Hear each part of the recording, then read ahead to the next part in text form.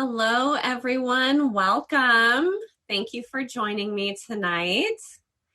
My name is Ashley Ayala. I am a licensed marriage and family therapist, accredited parenting coach, as well as the founder of The Modern Parent, which is an online resource center for all caregivers. And I'm so glad you're here to talk about avoiding holiday stress. I am a therapist on this app, ParentGood, and I love working with parents. I work really closely with parents of kids who are ages 0 to 12. And I love bridging that connection between what's going on with your child, trying to figure it out, and then finding the best way to support them and guide them through whatever challenge is coming up within your home and family. So tonight we're going to be talking about the holidays and how to kind of navigate it with ease. You know, when I talk about the holidays, yes, we have Thanksgiving tomorrow, but a lot of this stuff can be applied to many different events as well. So I'll be referring to it as holidays, but you can kind of apply it to a lot of different scenarios also. There will be a downloadable guide with all the notes and things that I'm discussing that will be popped in the chat box pretty shortly. And you'll be able to download it as well. You could print it later. It has a lot of the tips that you can hang on to for like winter break, for example. And this will be recorded tonight also. So you can always go back and rewatch it.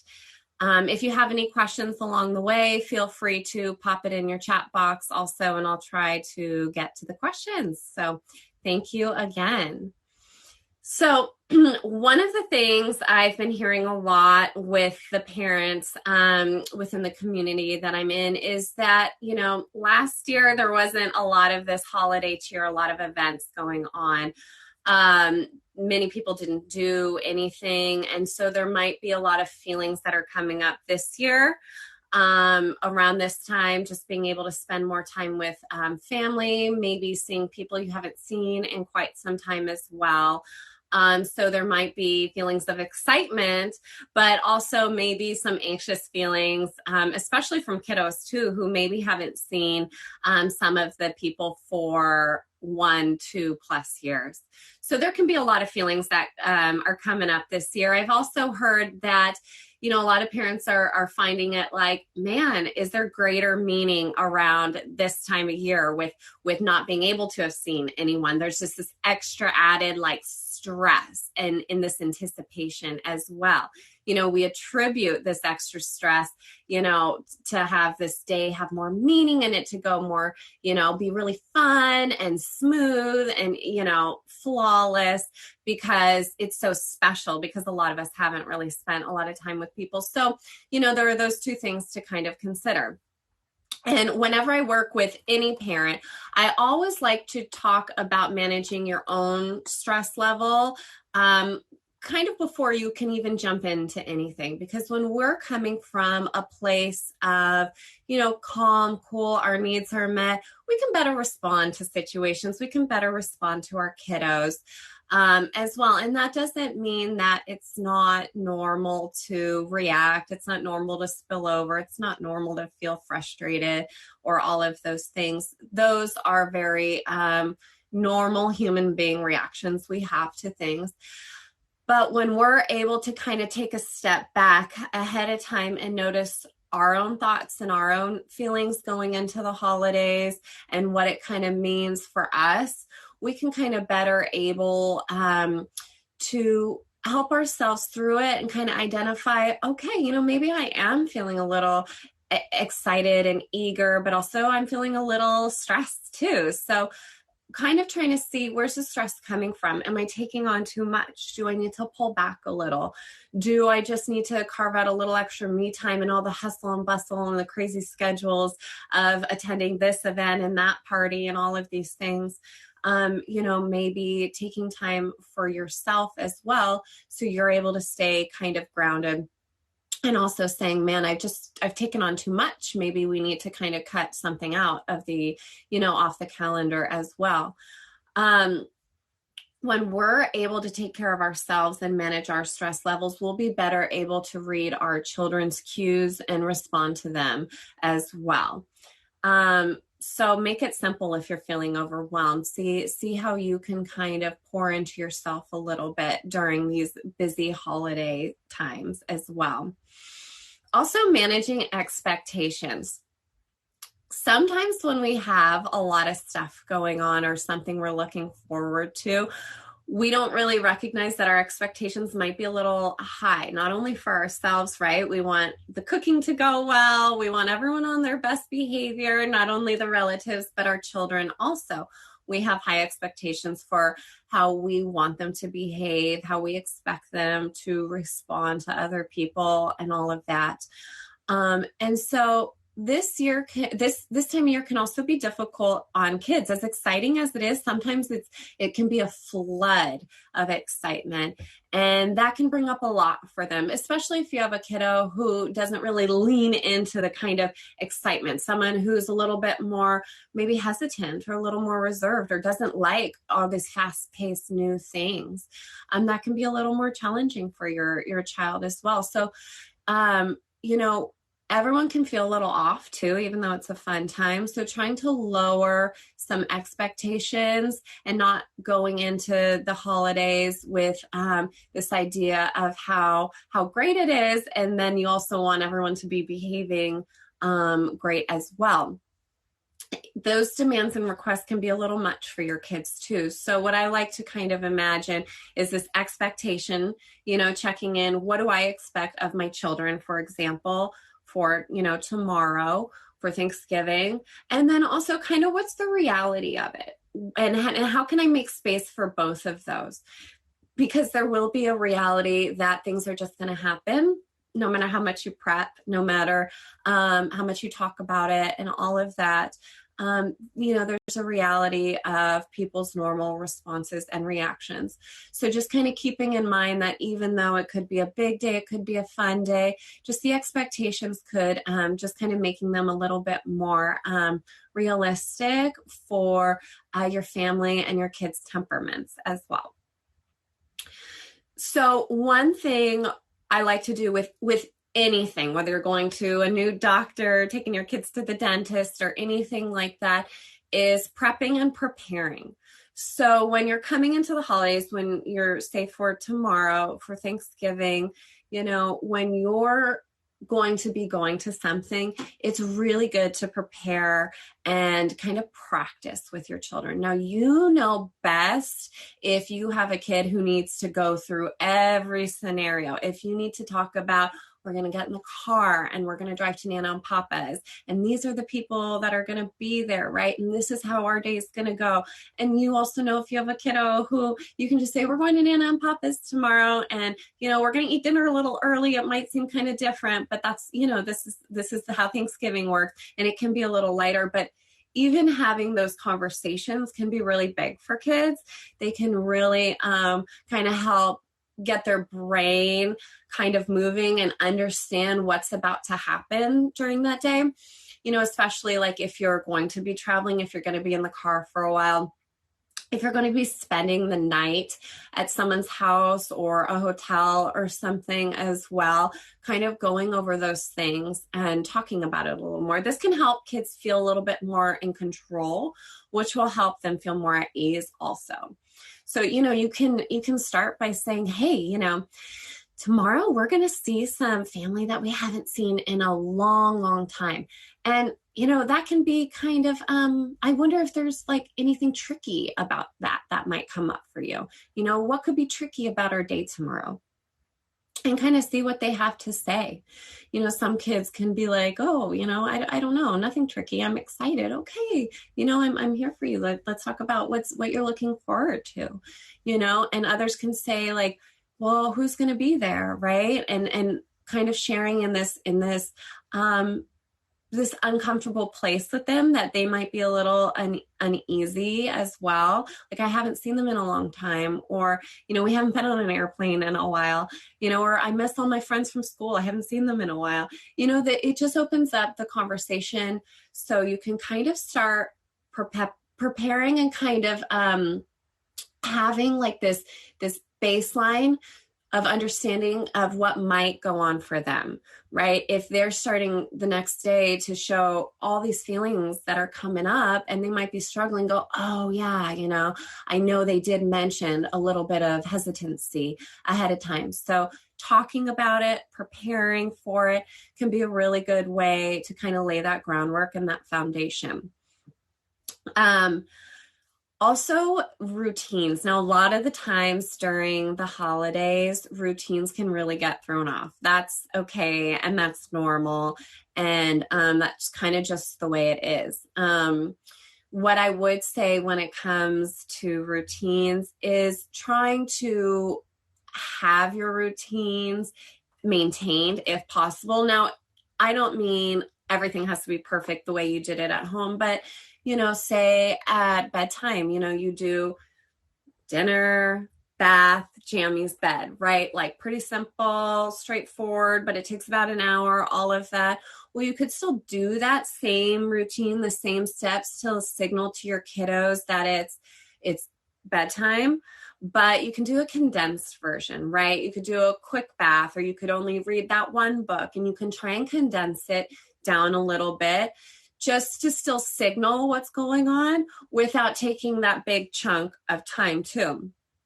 You could do condensed versions, like if you have rest time every day, pull them aside, even if you're visiting family and all of that, pull them aside and have some downtime a little bit as well. And then, of course, anything that's coming up, guys, feel free to pop in the question. I know I can just kind of talk and keep going, but if you want me to spend some more time on something, feel free to, make a comment or anything as well, and I can get to it. Routines are really great, too, for kind of keeping kids who might be, if you are traveling or if you're in a lot of situations that are super new, it can signal kind of that home base again as well. So during the holidays, or really any kind of big event or big kind of change going on within your day or week, it's really important to read your kiddos' cues. So all behavior is communication. So when your child is showing you that they are feeling overwhelmed, if they are feeling stressed or upset, they're going to be showing you that through their behavior. Now, it might not be them sitting down going, Mom, I'm so overwhelmed, right? They might be fighting with a sibling extra, or their cousins, or they're really not listening, they're running away, all of that. And, your reaction would be, stop running, you guys need to get along, right? What's going, all of that, you're addressing what you're seeing in that moment. But if you pull back and go, I wonder if they're feeling, a little flooded, a little overwhelmed. Their cousins all around. I know they've been starting to bicker and now it's getting worse. And kind of looking at what they're communicating, that it might be time for them to take just a little break, a little rest time from that. You want to start reading your kids' cues instead of just exactly what that specific scenario is. Oh, they're fighting over the toy. Okay, I'm going to intervene and deal with the toy thing. Okay, have fun. Kind of pulling back a little bit and go, I'm starting to notice that he's getting ramped up. He needs to maybe go outside and burn that energy or something like that as well. So you could, I always like to do check-ins with the kids, not waiting till they're getting ramped up. So just every so often going over, hey, hon, how you doing? You thirsty, hungry? Do you need to go to the bathroom? Do you want to take a little break? Or, just a check-in, and most of the time they're like, no, I'm fine,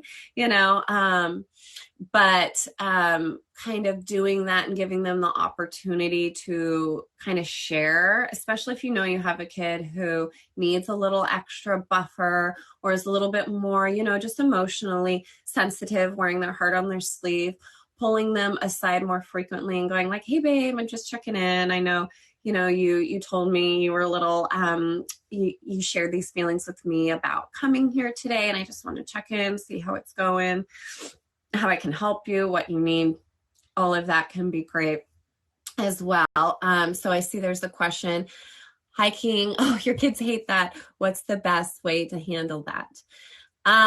So the best way to handle just like going hiking, you want them to be a part of it, but they're not having it, and kind of how to get them to go with you or to enjoy it, or I'm just a little more specific. If you could just kind of share.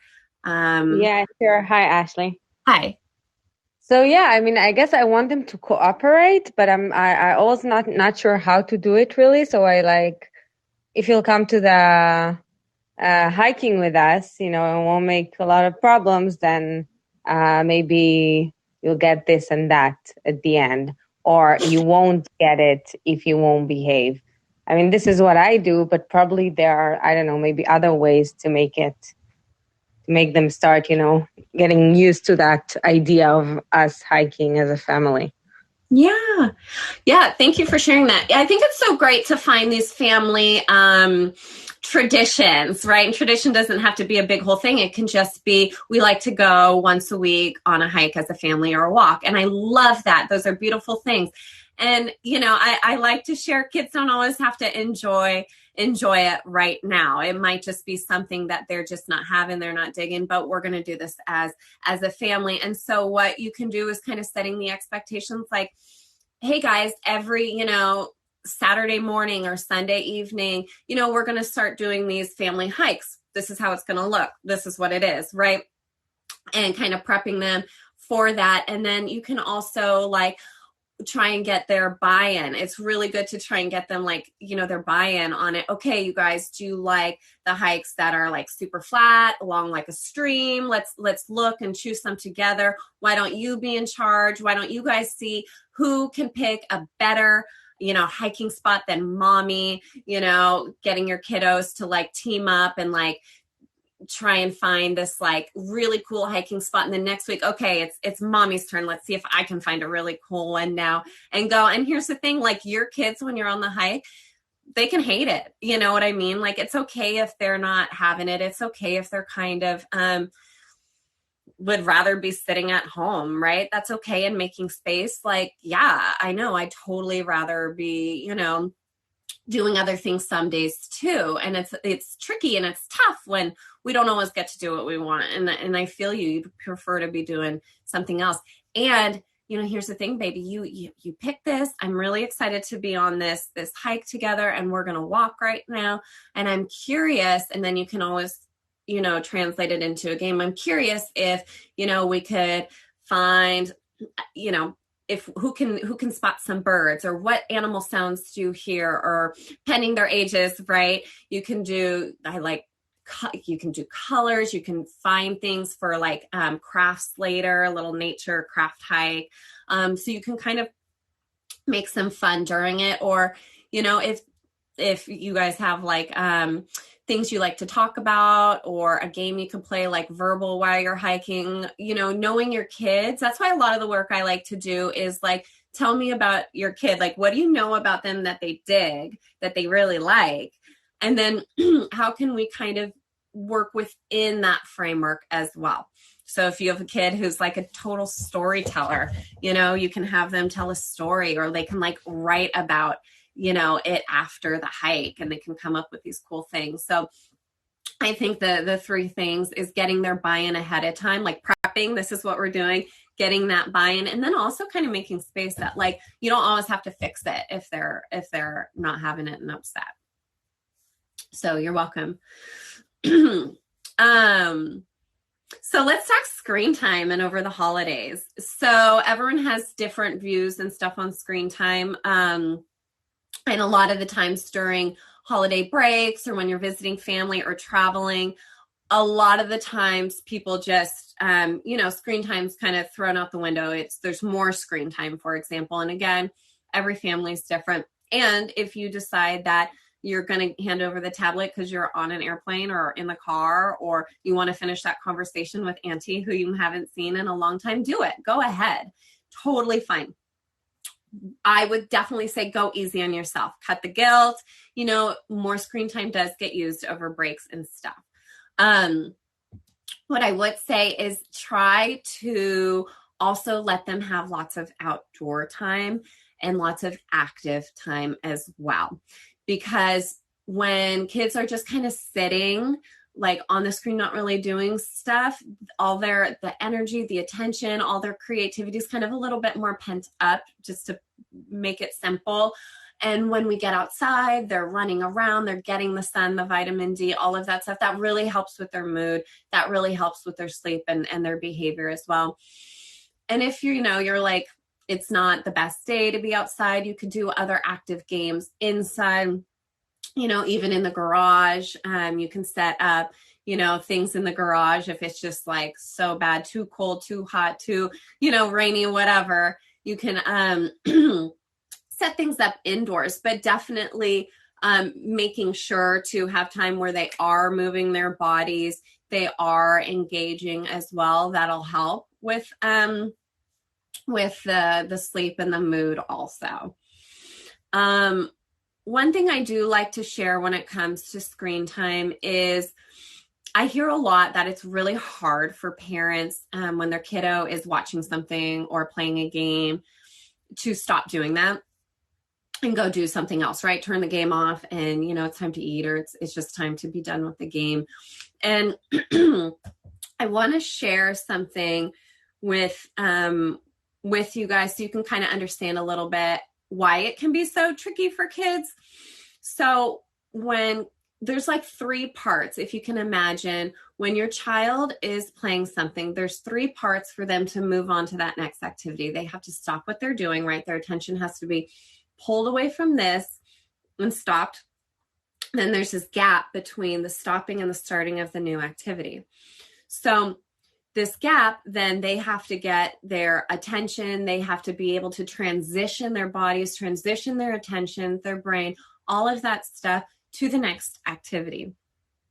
So that's the second thing. And then they also have to then be engaged in this next activity. They have to somehow pull their attention and engagement and then like get pulled into that new activity. So there are 3 things.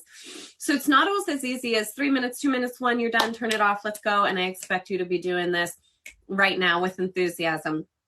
For the brain, it can be a little bit more of a stretch. And this can be an extra big stretch with kiddos who have ADD, ADHD.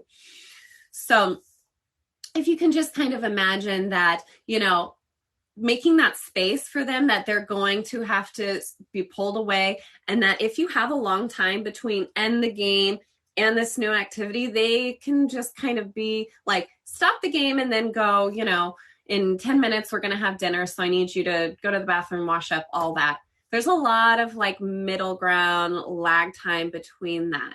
So it's easier for them to kind of get distracted or move on to something a little more interesting than going and washing their hands, for example.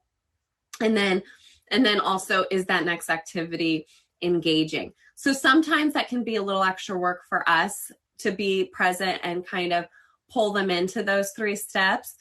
Sometimes we kind of have to be there and walk them through and all of that. But I did want to share that because I know with a lot of the extra screen time, if it's used over the holidays, then you want to end it and like, go play, go do this, go do that. It can be a little more challenging for the kiddo. And then you're sitting there going, you've just had, all this time, why do you still want more of it? So it can just be a little bit more of a lag time. So I thought I'd share that with you guys. Now, no matter what you do, no matter how much you prep and all of that, meltdowns are still going to happen, right? Behavioral challenges are still going to come up. It's normal, right? This is what I mean with the expectation versus reality of the situation. It's going to happen. When it does, I want you to be not only compassionate on your kiddo, but also yourself, right? You can only do so much we're all going to have our own reactions to things. So when your kiddo is struggling, when they're having a meltdown or a challenge, I want you to, ask yourself, what skill is my child missing right now? Or what are they needing right now?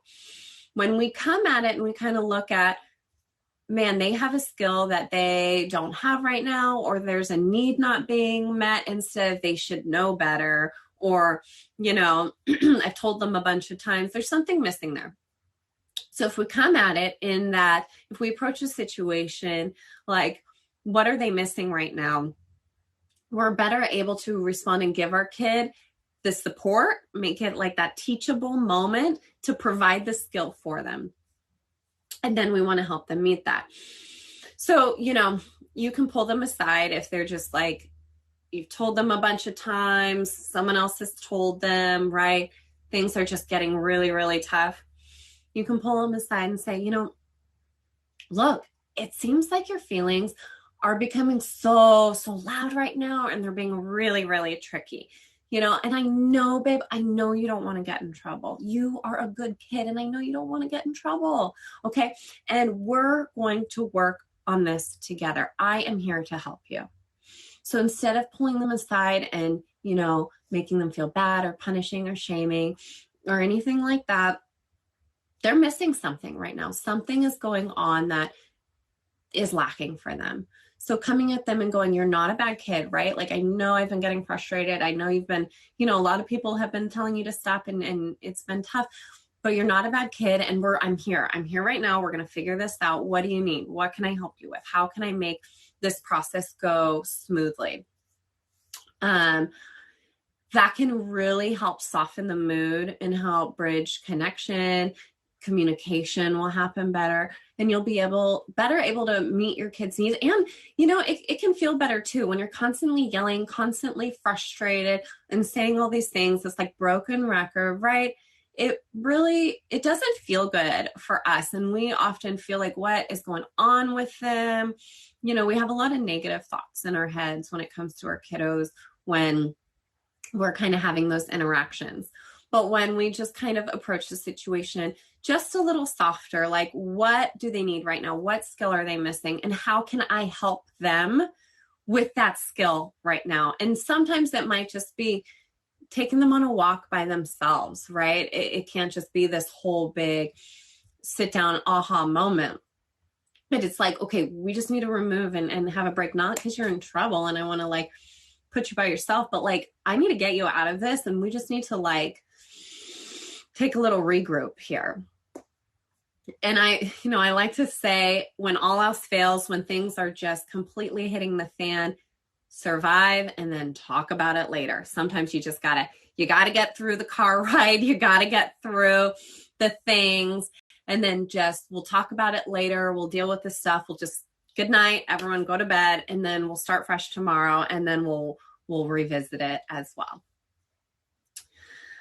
Any questions so far? Feel free to pop them in. I'm going to move on in a minute to my favorite part. So if you have any questions so far about anything I said, feel free to pop them in. Okay. One of my top favorite things to talk about is boundaries. My second favorite, I don't know, these can go interchangeably, is power struggles, but we're going to talk about boundaries tonight. So boundaries with others during the holidays is huge. And I want to first start out by saying, one comment that someone says, or just because, grandma, did this with the kids or let them have that or whatever, it's not going to erase all of the hard work that you've done, all the things you've laid down for your kiddos. It really won't. I promise you. But that being said, you're the parent. And if something's going on that you're not having, that's not appropriate for you, that's not how you want your children, engaging or, anything like that, you're the parent, and it is your job to speak up and set those boundaries with others, including for yourself, because you matter too. I talk about this a lot about the kids stuff, but you as the parent are important as well. And it's just as important to set a boundary with another person, even in front of your children or not, to communicate that you respect yourself, just as it is to do the same for them so that they're respected by the other person as well. So a lot of the times when we know we're going to be in a situation where we might get not so good comments, or we're not really, the environment might not be the healthiest, is we often prep for these comments in our heads ahead of the time, right? We often go, oh, I hope that person doesn't say this, or I really hope my mom notices that, you know? We start to prep in our head, and we have these dialogues of how we think the day might go. And sometimes they're not always the most positive ones, right? Sometimes they can be very kind of negative, the way we look at it, or because we're pulling from situations we've already had. Now, the thing is, we can only show up for who we are as ourselves, and we can only set our own boundaries. We can't hope someone comments on something. We can't hope someone doesn't say that thing, right? It'd be nice, but we can only have hope for ourselves and how we respond and how we kind of engage. So what I would like for you, if you're sitting there going, yeah, I'm really not looking forward to, seeing this person tomorrow or hearing what they have to say, or that dynamic and interaction, what you can do, one, is if you know, for example, you're going to your mom's and you're like, she always comments on my parenting style, for example, right? If you feel comfortable doing this ahead of time, you can call your mom and you can go, Mom, look, I'm so excited to see you tomorrow. And, I know we don't always agree on the way I'm raising, the kiddos. And I just want to make sure that we are able to communicate respectfully tomorrow, or I want to make sure that you don't comment on, how my kid sits at the table, if that's what she does, or I just don't want you commenting on, the kid's behavior, or whatever it might be that, you're really stressing about. If you can ahead of time approach that person, I would suggest doing it. If not, if you're like, oh, I don't have access in that way, or I'm just not comfortable doing it, what I would suggest is kind of prepping for yourself what you'd like to say and saying it out loud to yourself. Because the more we can kind of prepare how we want to handle a situation that we're typically in, the better we will be able to kind of respond to it with ease when it does come up. So, you can sit there and you can go, okay, when they say that, I am going to just turn around and walk the other way. I don't need to get in an argument with them like I do every Thanksgiving. I'm just going to turn away. I'm going to walk in the kitchen and I'm going to just stay busy while they have that conversation. Or, you know what? I never chime in. I never say anything, when they talk about this or when they say that about my kiddos. This time, I'm going to say, no, stop. They don't have to finish all of the food on their plate. Thank you. And practicing what would feel comfortable coming out of your mouth. So when they do say, clean your plate, you go, oh yeah, I know exactly what I'm going to say. And you can just say it how you'd like to. I think a lot of the times we really want that, acceptance from other people. We want other people to accept and love and appreciate how we are as parents, how wonderful our kiddos are.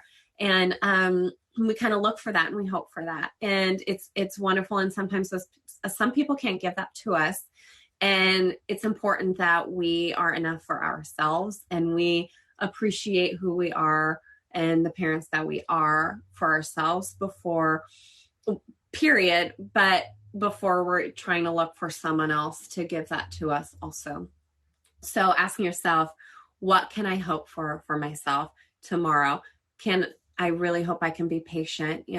I know traveling with my son is really tricky, and all I can hope for is to be patient and really help him through it. Or, I really can only hope that I can ask my partner, to tag team when one of us are really just getting overwhelmed and flooded, right? So what are things you actually have control over to kind of set yourself up for success as well? A lot of my favorite sayings when it comes to the kiddos and boundaries is, I'll handle it. Thank you. That's like a light one. Or, very clear. We need to leave by 6, whether dinner is ready or not. Or, we're parenting based on our plan with our pediatrician, or we're parenting based on research. Thank you. Or, yeah, I'm doing that. Mm-hmm. Yep. Simple as that. Yep. This is what I'm doing. And that's that. So yeah, does anyone have any questions on that, or anything that's kind of come up, or things you're anticipating for the holidays and with your kiddos? I'm going to give a couple minutes for questions.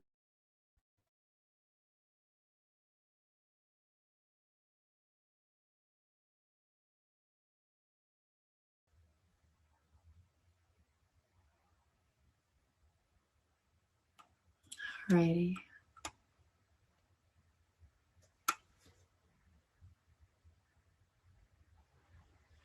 Well, if something comes up, let me know. I am about done with the training. I did want to say that I am available again on the ParentGood app. You're more than welcome, if you're listening to this or you do have a question for me that you'd like to chat about, you're more than welcome to book a consultation. I do free 15-minute consultations to see if it's a good fit working together, if it's within my wheelhouse and expertise, and we can go from there. So if you're wanting to touch bases, you're more than welcome to shoot me a message through here as well. And then I know there was supposed to be the link. Were you gonna pop that in? There it is. Perfect. So if you, I don't know if you can just click it or maybe highlight it or something, but it'll give you all the notes from today, and you can hang on to it as well. So yeah. Any last questions or anything, pop them in. But if not, I really appreciate you coming, and I hope you guys have great holiday, Thanksgiving tomorrow, and breaks and all of that. Just wanted to say, Ashley, thank you so much for being here. That was a great session. And thank you for preparing us for Thanksgiving and for the holidays. It was great. And if someone's looking for the file to download the notes and topic points, then just we'll post it on our Facebook group and on our Facebook page. Perfect. Great. Well, thank you guys. I will let you guys go. I appreciate you coming, and anything comes up, just feel free to shoot me a message. All right. Take care. Have a good night.